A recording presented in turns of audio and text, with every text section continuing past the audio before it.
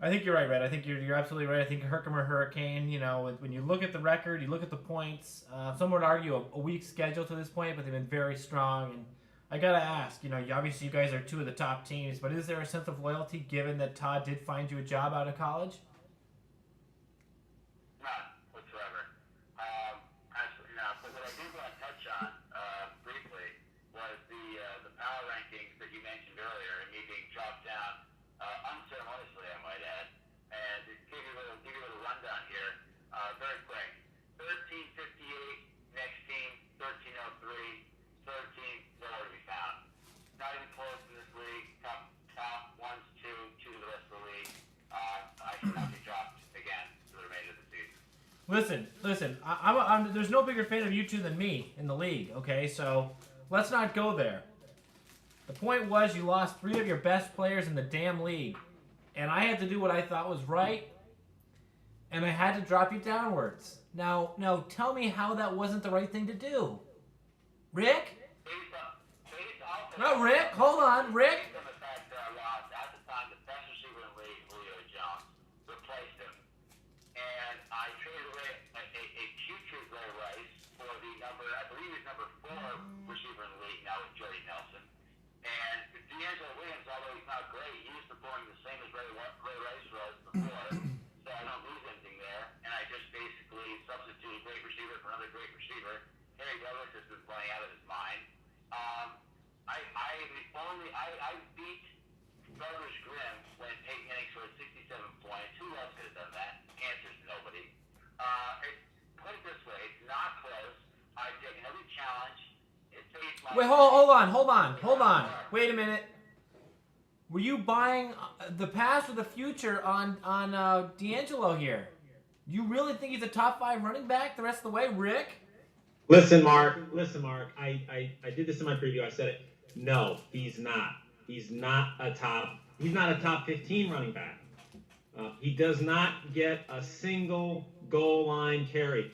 This league is won and lost with the touchdown, and the man does not score touchdowns. And coming into the league, RD, let me tell you something. I am the biggest Red Wells fan you're gonna find out there. And coming into the league, he had the top lineup. But we all said it, his depth was his weakness. And in order to fulfill that weakness, he had to trade away his top running back, one of the top running backs in the game.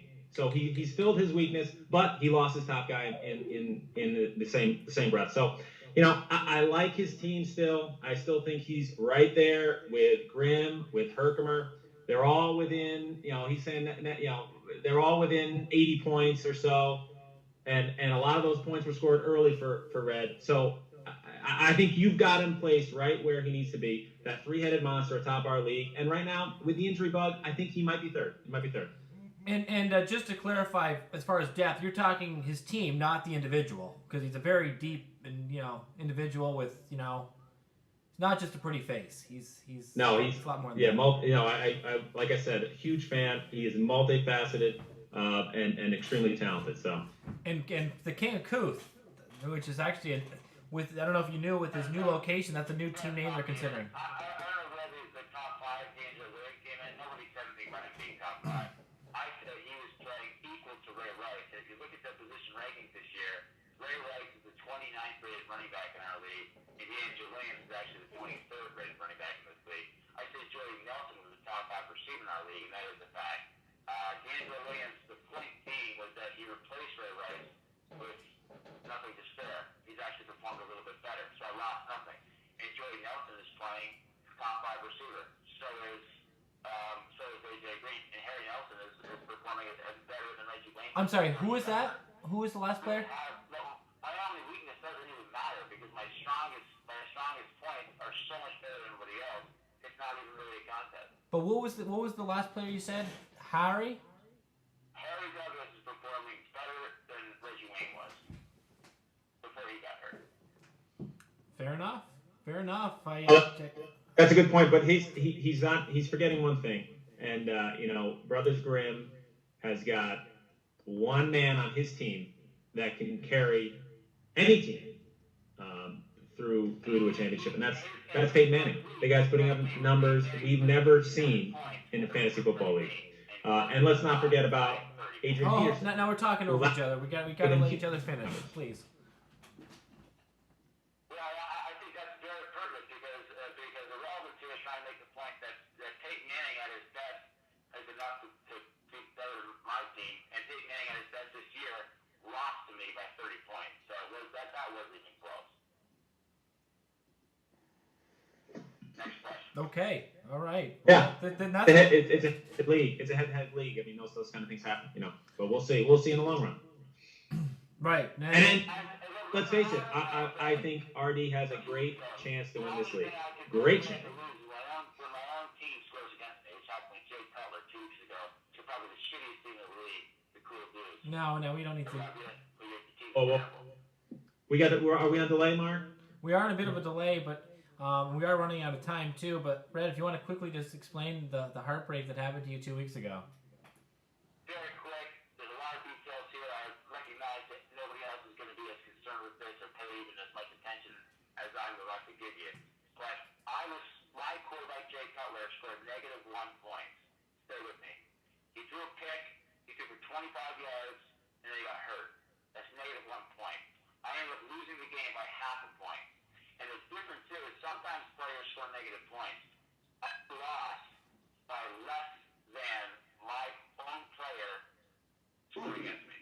He scored -1. I lost by -0.5. That doesn't happen.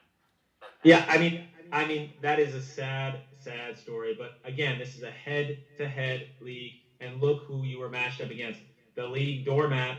No offense to the cool dude, but no one in this league has ever been projected for less than 100 points, and he's projected for less than 100 points this week. So you were very fortunate in one breath that you were playing the cool dudes in the week where you got that unfortunate -1 points. It's head-to-head 101. I agree, and How I person I was playing him, what difference does that make? If I lost by, that doesn't make any sense to me. I have no response. Okay. You should, because there isn't any response to give. And secondly, had I lost by 30 points outright, I wouldn't have had any gripe. The gripe was that my quarterback, in effect, was playing for the other team, scored him a point, and the game was stolen from me. It's the only way I can lose is my player plays the other team, and I think that's good for them. Okay, we may have lost Rick. I've lost. Oh, sorry. All right, wait, a quick interruption there. Apologies. There was a video problem, but just quickly, Red, just because we do need to wrap this up. So far you like the Hurricane, Nitro. You don't pick games which you're a part of. Big Blue and the Bluffers. Do you see Big Blue winning that one, or do you like the Bluffers in an upset? This is like biggest black from black. But when you're favored by 45 points, I'll pick the chalk here, Big Blue. Okay, and then finally, Second Street or the Frogs? Well, listen, Second Street's been impressive, acquiring Aaron Rodgers, but still too much to handle. The Hard Frogs have been a class act all year, and they're very powerful. Okay. All right, Rick, now how about you? You two like the Hurricane, I think, so let's move on. Big Blue and the Bluffers. Big Blue, he's back in the playoff race. Look for a big win today. And out west, the Second Street Studs and the Horned Frogs. What do you like there? I am flabbergasted by what Sean O'Neill's doing out there. I have no idea what's going on. He's got 3 top quarterbacks. Just traded for another one. There are other positions in your lineup. He takes the loss. Okay, and I agree. I do agree with that sentiment there from Mr. Spice. Rick, before we close out, you mind us asking what cigar you're going with this morning? It's a product of the Dominican Republic, the Cohiba. Chewing it so far. Gonna light her up in a few minutes. Great. Well, we know that the no smoking policy inside our downstate studios, but hopefully you'll be over to the lounge soon and enjoying a nice one. Red, Rick, let me say it's been a true pleasure. It's just fun. We'll leave here friends, not enemies, I hope. So thanks again. Enjoy the games this week, folks. And again, if you want to get on the show, all you have to do is call us, tweet us, do something, and we'll try to get you on in the coming weeks. For me, the Spice, and Red, we'll see you next week. Good luck. Thanks, guys. Thanks for coming along. Appreciate it.